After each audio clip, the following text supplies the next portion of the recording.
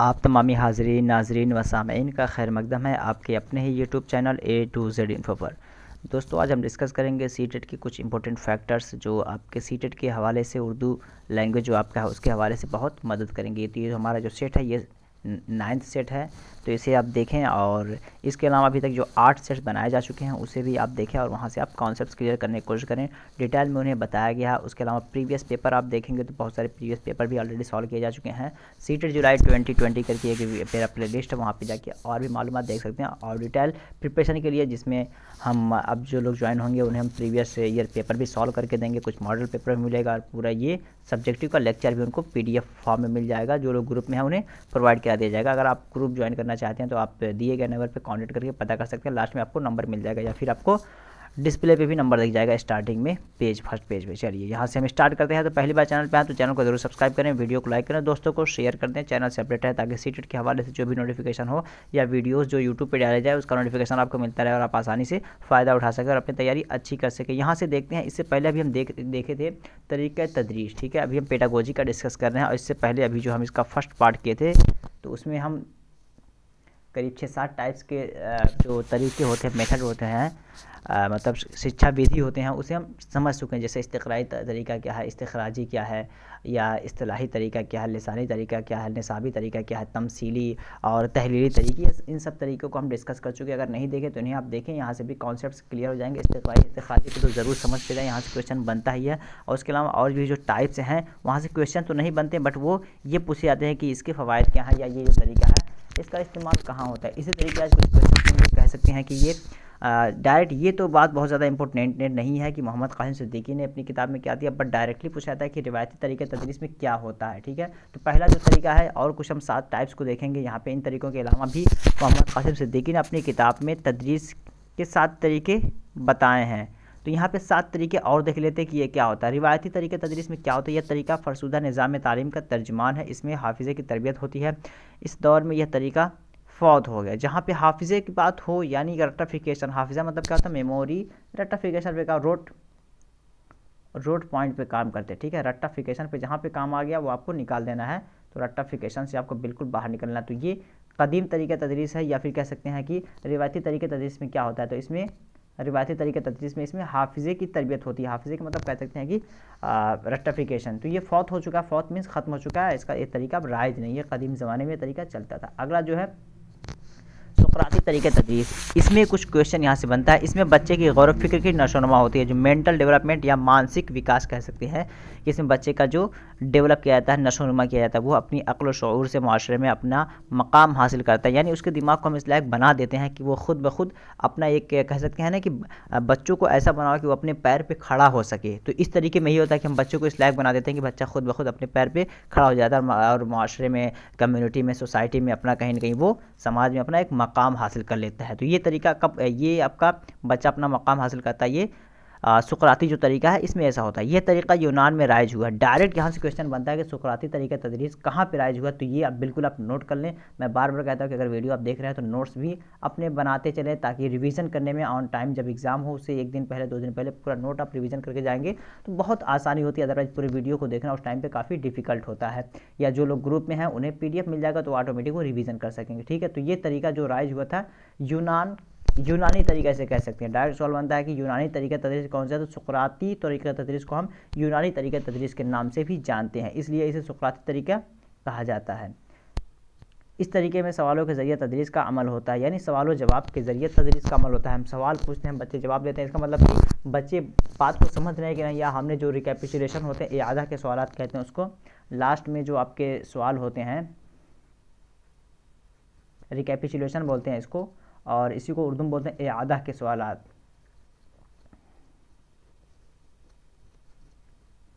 इआदा के सवालात से ही अंदाज़ा लग जाता है कि बच्चे ने आपकी बात को किस हद तक समझा है। तो इआदा के सवालात काफ़ी अहमियत के हामिल होते हैं। तो इसमें यही तरीका अपनाया जाता है कि इआदा के सवालात के ज़रिए हम तदरीस देते हैं, काफ़ी अच्छा तरीका। अगला देखते हैं किंडरगार्टन। ये सारे अच्छी किस्म की जो किस्में हैं, यहाँ से क्वेश्चन बनते हैं। किंडरगार्टन से भी क्वेश्चन बनता है, मॉन्टेसरी से भी क्वेश्चन बनता है। इतनी आसानी समझें तो सुकराती तरीके को यूनानी तरीका तदरीस भी कहते हैं, और ये यूनान का जारी करदा तरीका तदरीस है, ये ध्यान रखें उसमें आप। और सवाल जवाब में इसमें काम किया जाता है, किसमें, सवाल जवाब पे फोर्स किया जाता है, ये भी ध्यान रखें। सुकराती तरीका तदरीस में क्या होता है, इसमें इस तरीके में सवालों के ज़रिए तदरीस का अमल होता है, यानी सवाल जवाब के ज़रिए, क्वेश्चन आंसर के ज़रिए आपका टीचिंग होता है। ये डायरेक्ट क्वेश्चन बनता है, आई थिंक ये क्वेश्चन आया भी हुआ है कि, या फिर आपका जो पेडागोजी होता है बाल विकास, उसमें ये क्वेश्चन बनता है कि जो सोक्रेटिक मेथड है उसमें क्या होता है, तो उसमें क्वेश्चन आंसर के ज़रिए टीचिंग होता है। तो ये उर्दू में भी आ सकता है। जाहिर सी बात है, मैं आपको जो ये तरीक़ा तदरीस है, पेडागोजी आप कहिए इसको या फिर तरीक़ा तदरीस कहिए, ये आपका सब फैक्टर में काम आएगा, चाहे आपका CTP हो, चाहे आपका कोई सा लैंग्वेज हो, उर्दू, हिंदी, इंग्लिश लैंग्वेज हो, या फिर आपका मैथ हो, या फिर आपका कह सकते हैं कि AVS हो, SST हो, मैथ साइंस हो, आपका 6 to 8 में, सब में ये तरीका जो है सोक्रेटिक मेथड है, ये कहीं भी पूछा जा सकता है। तो ये ऐसा मत समझे कि ये उर्दू वाले के लिए यूज़फुल है, बल्कि सभी के लिए यूज़फुल है। फ़र्क इतना है कि ये उर्दू लैंग्वेज में लिखा हुआ है, जिसकी वजह से मैं प्रीफर करता हूँ कि उर्दू के लोग इसे 100% देखें। अदरवाइज़ और सब्जेक्ट जो होंगे वो आपको उर्दू में नहीं देखने को मिलेंगे। बट यहाँ से अगर आप समझेंगे तो आप सारी जगह इसको इम्प्लीमेंट कर सकते हैं, चाहे CDP का हो, और इंग्लिश का भी अगर आपको है तो फिर वहाँ भी आप इसे इम्प्लीमेंट कर सकते हैं। मैथ का क्वेश्चन है तो मैथ में भी आप इसे इम्प्लीमेंट कर सकते हैं। तो लैंग्वेज चूँकि उर्दू का है, इसी वजह से मैं प्रीफर करता हूँ कि उर्दू के बच्चे जो हैं वो देखें ज़्यादातर इसको। इसमें क्या होता है, ये क्लियर हो गया। किंडरगार्टन, इसमें क्या होता है, किंडरगार्टन तरीका क्या, इस तरीके में फ़र्द की मुतवाज़िन और आज़ादाना नशोनुमा, मतलब कह सकते हैं कि मेंटल एंड फिजिकल डेवलपमेंट कह सकते हैं, इसमें दोनों होता है। यहाँ से सवाल बनता है किंडरगार्टन का तरीका किसने दिया, यह फ्रोबेल के ज़रिए दिया गया था। किंडरगार्टन का जो मेथड या जो पेडागोजी मेथड है, ये फ्रोबेल ने दिया। सवाल डायरेक्ट बनता है कि फ्रोबेल के ज़रिए कौन सा तरीका तदरीस दिया गया है, तो किंडरगार्टन का तरीका, ठीक है, किंडरगार्टन का तरीका फ्रोबेल के ज़रिए दिया गया है। इसमें ऐसे तरीके इस्तेमाल किए जाते हैं, बच्चे खेल ही खेल में बहुत कुछ सीख लेते हैं। तरीका बहुत ही मौसर तरीका, आज भी इस पर अमल होता है। किंडरगार्टन को आप देखते होंगे कि हर स्कूल में एक प्लेग्राउंड होता है जहाँ पे बच्चे खेलते हैं, फिजिकल एक्सरसाइज के लिए प्लेग्राउंड होता है। इवन कि आप क्लासेस में आपको एक फिज़िकल टीचर भी होता है, ताकि वो बच्चों के फिज़िकल नशोनुमा का भी काम कर सके, चूँकि तालीम के साथ साथ बच्चों के फिज़िकल का भी ध्यान रखना, जिस्मानी नशोनुमा का भी ध्यान काफ़ी ज़रूरी है। तो ये वैसे ही आज भी ये राइज है, और फ्रोबेल के ज़रिए ये जो पेडागोजी है ये ईजाद किया गया है। इसमें खेल ही खेल में बच्चे बहुत कुछ सीख लेते हैं, ये है। या डायरेक्ट सवाल बनेगा कि खेल ही खेल में बच्चे बहुत कुछ सीख लेते हैं, ये किस तरीके पाया जाता है, सुकराती तरीका तदरीस में, या किंडरगार्टन तरीका तदरीस में, या मॉन्टेसरी तरीका तदरीस में, या सभी में। तो ये आपका डायरेक्ट किंडरगार्टन का तरीका तदरीस जो है, खेल ही खेल में बच्चे बहुत कुछ सीख जाते हैं। सुकराती तरीका तदरीस में सवाल जवाब के ज़रिया, ये यूनानी तरीका तदरीस भी इसको कहते हैं, ये समझें आप। चलिए मॉन्टेसरी तरीका तदरीस में क्या होता है, सबके पॉइंट्स को आप समझते चलें, अदरवाइज कंफ्यूज होते हैं बहुत सारे लोग इसमें। मॉन्टेसरी तरीका तदरीस क्या है, इस तरीके के ज़रिए बच्चे की शख्सियत पर जोर दिया जाता है। मॉन्टेसरी तरीका तदरीस में बच्ची की शख्सियत है, व्यक्तित्व कह सकते हैं इसको हिंदी में, या फिर इंग्लिश में पर्सनालिटी डेवलपमेंट पे ज़्यादा काम किया जाता है। तो इसमें बच्चे की व्यक्तित्व में या पर्सनालिटी या शख्सियत पर जोर दिया जाता है। यह तरीका प्राइमरी के दर्जात में कारआमद है। तो मॉन्टेसरी किस में काम आता है, मॉन्टेसरी बेसिक स्कूल के लिए होता है, तो ये प्राइमरी लेवल के लिए ज़्यादा कारआमद है।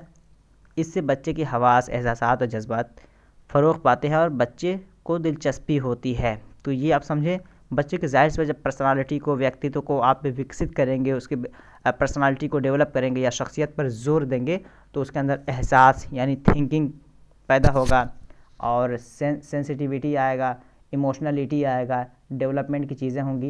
ये सारी चीज़ें उसके अंदर कहीं न कहीं से फ़रोग़ पाएंगी। तो ये मॉन्टेसरी तरीका तदरीस, बिल्कुल कन्फ्यूज मत होइएगा आप लोग। सुकराती तरीका तदरीस, फिर मैं इसको रिवीजन कर दे रहा हूँ, तीनों में बहुत कन्फ्यूजन होता है। इसमें क्या, सवाल और जवाब के ज़रिया, यूनानी तरीका तदरीस भी कहते हैं, 2 क्वेश्चन यहाँ से बन सकता है। किंडरगार्टन का तरीका फ्रोबेल के ज़रिए दिया गया है। इसमें क्या होता है, खेल ही खेल में बच्चे बहुत कुछ सीख लेते हैं, या खेल ही खेल में बच्चे बहुत कुछ सीख लेते हैं, ये किस तरीके में होता है, किंडरगार्टन के ज़रिए। क्वेश्चन कहीं से भी दे, कॉन्सेप्ट क्लियर है तो आसानी से आप आंसर कर देंगे। मॉन्टेसरी तरीका तदरीस क्या होता है, मॉन्टेसरी तरीका तदरीस में किस पे जोर देते हैं, शख्सियत पर जोर देते हैं, और ये प्राइमरी दर्जे के लिए होता है।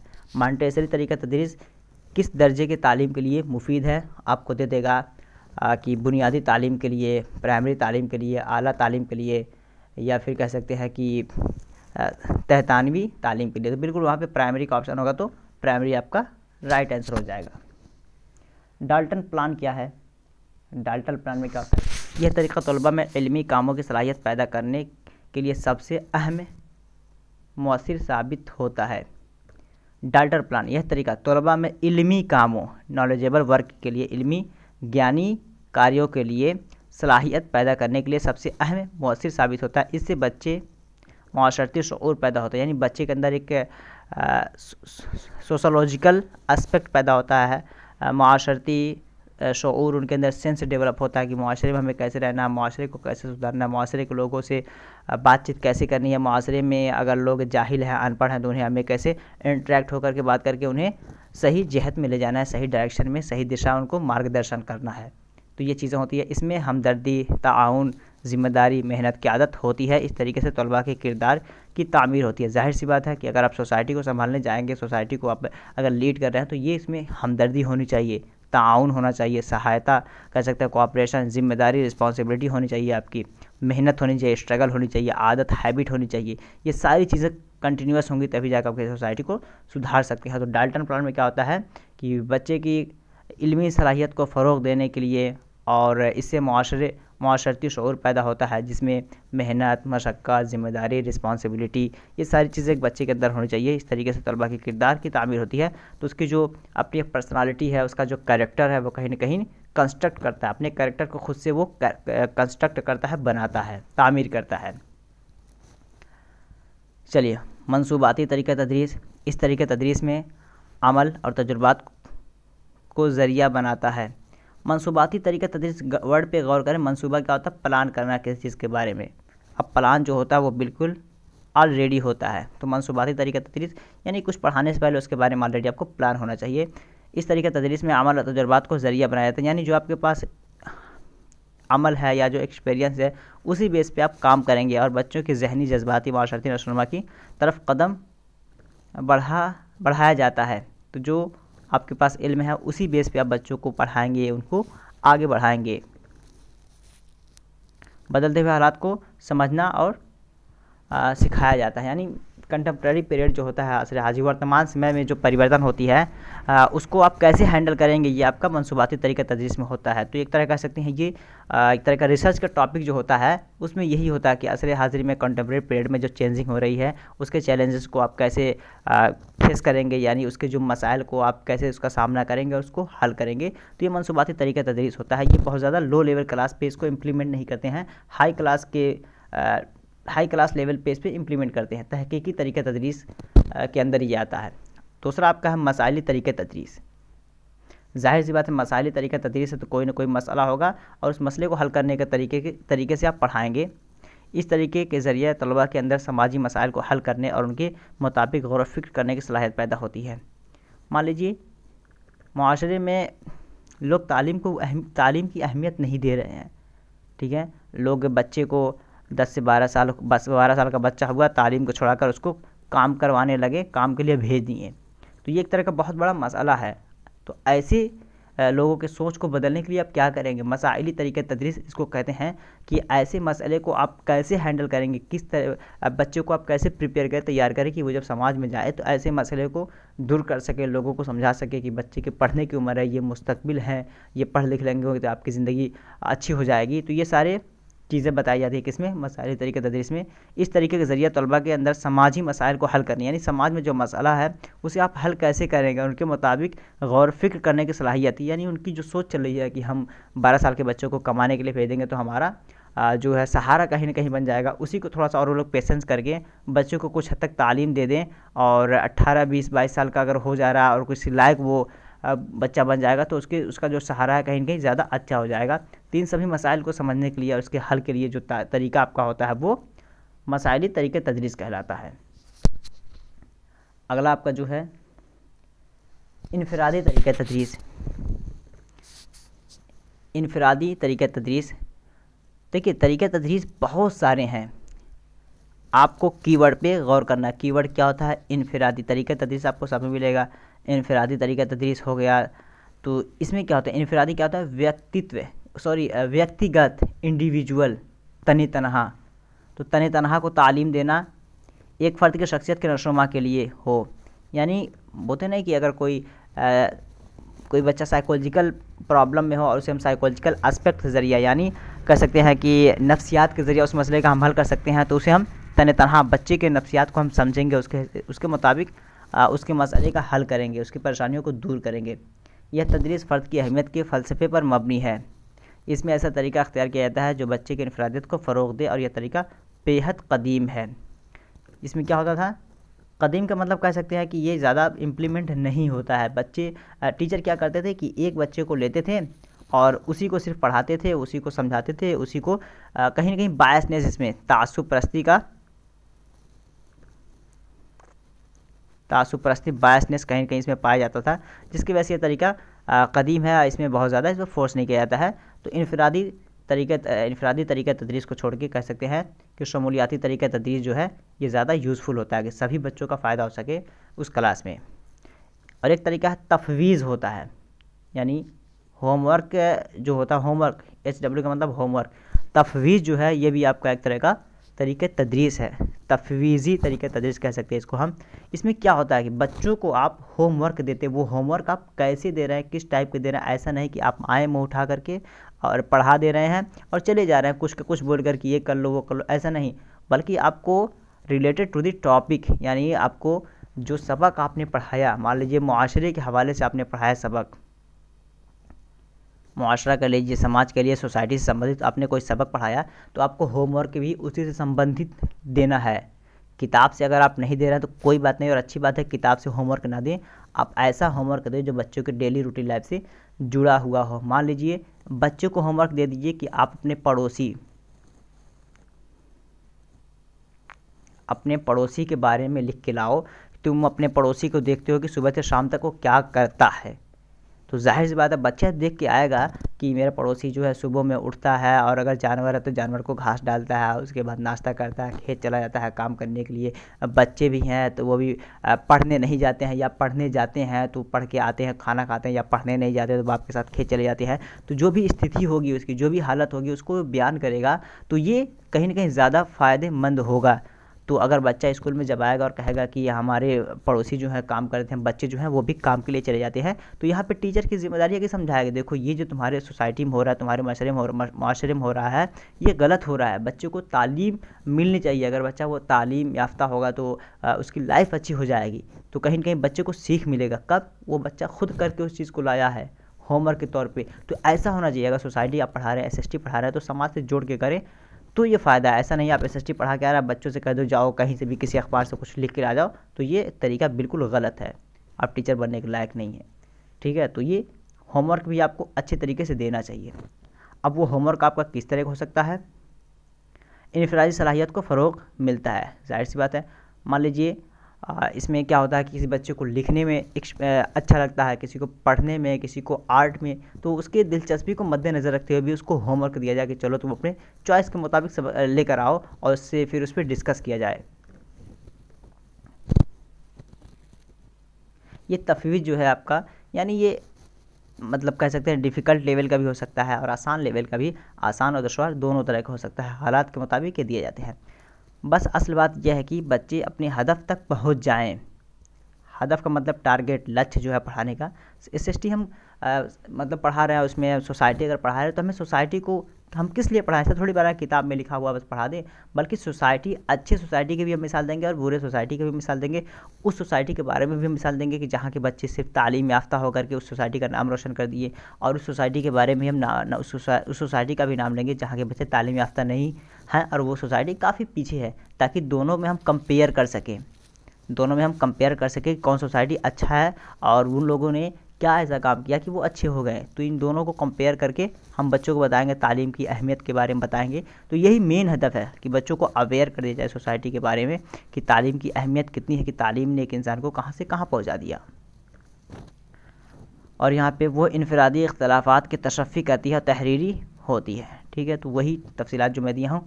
तफवीज़ की 8 किस्में हैं, इसको हम बाद में डिस्कस करेंगे। यहाँ पे देखें, तफवीज़ होमवर्क की बहुत सारी किस्में हैं, यहाँ पे 8 तरीके दिए गए हैं, बट इसको आप याद कर सकते हैं जैसे दिया गया है, ठीक है। और उसके अलावा यहाँ पे तफवीज़ जो आपका होमवर्क होगा मुश्किल आसान दोनों तरह हो सकता है। तो आई होप कि ये वीडियो आपको अच्छा लगा हो, और अगर कंप्लीट प्रिपरेशन करना चाहते हैं तो आप कॉन्टेक्ट करके पता कर सकते हैं 9839742161। तो इस पर कॉन्टेक्ट कर लेंगे, आप पता चल जाएगा। और जो नोट्स वगैरह वो सारी चीज़ आपको प्रोवाइड करा दी जाएंगी। उसके अलावा यूट्यूब पे जो कंटेंट मिल रहा है वो आपको मिलता रहेगा। तो वीडियो अच्छा लगा तो ज़रूर लाइक कीजिए, शेयर ज़रूर कीजिएगा। जो कोई भी सीटेट के हवाले से ग्रुप बनाया गया हो, first language, second language, first paper, second paper, जो भी है, और उसके अलावा भी उर्दू के हवाले से यहाँ पे मुख्तलिफ एग्ज़ाम्स की प्रिपरेशन के कंटेंट ऑलरेडी यूट्यूब पे अवेलेबल है, वहाँ से भी आप देख सकते हैं। तो वहाँ से आप अपनी तैयारी अच्छी कर सकते हैं। तो दीजिए इजाज़त, फिर मिलते हैं नेक्स्ट वीडियो में। तब तक के लिए have a nice day, have a good day, that's all, thank you, bye, खुदा हाफिज़, टेक केयर, अल्लाह हाफिज़।